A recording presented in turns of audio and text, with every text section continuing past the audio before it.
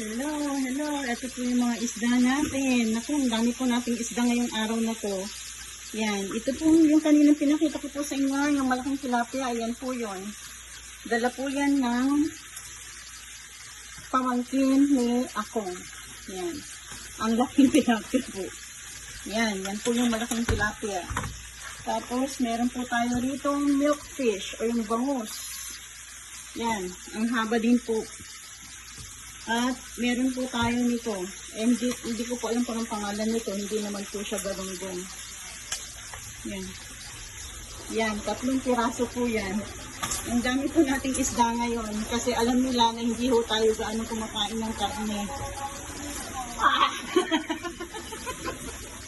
Yan po. Andito po si Yiri. Napakita ko po yung maraming isda. Ayan. Maraming isda. Bangus, tilapia, at saka po ito. Hindi ko po alam kung anong pangalan nito. Hindi po siya galunggong eh. Sige po, lilinisan po natin yan mamaya at ilalagay sa freezer. Bye-bye po. Yan po yung ating mga isda. Naku po, ang dami nating isda ngayong araw na to. Yan. Hindi ko pa alam kung anong pangalan nito. Hindi naman po siya galunggong, no? Tapos, meron po tayo dito milkfish ay yung bangus po natin. Ang haba-haba po. Tapos, meron po tayo, pinakita ko na po ito kanina, yung tilapia napakalaki. Giant tilapia. Ayan. Ang laki po, diba? Yan, ang dami po nating isda ngayong araw na to. Siguro, uulamin po natin to for 2 weeks na po. Yan.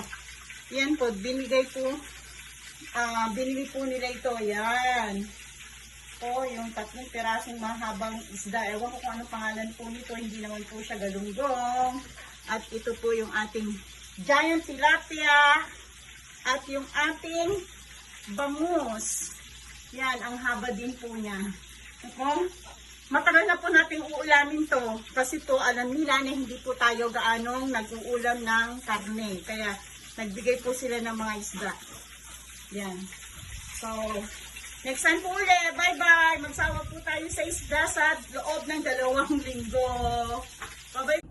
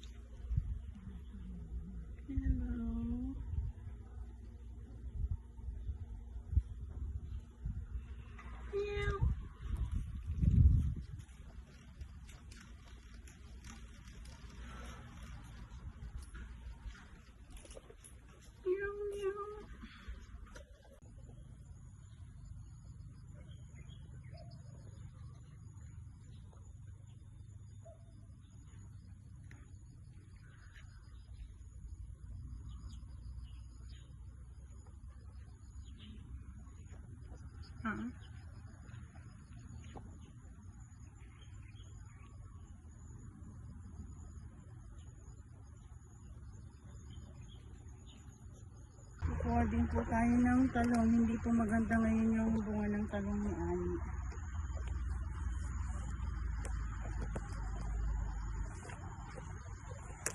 Ito po. maliliit po ngayon. Dati po malalaki kasi po hindi po, kasi sobrang init po ngayon kaya hindi po maganda yung bunga ng ano ni Ayi ngayon.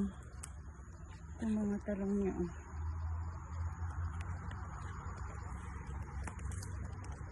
Ayan po. May mga patulo pa po siya rito. Kukuha po tayo ng talbos ng kamote.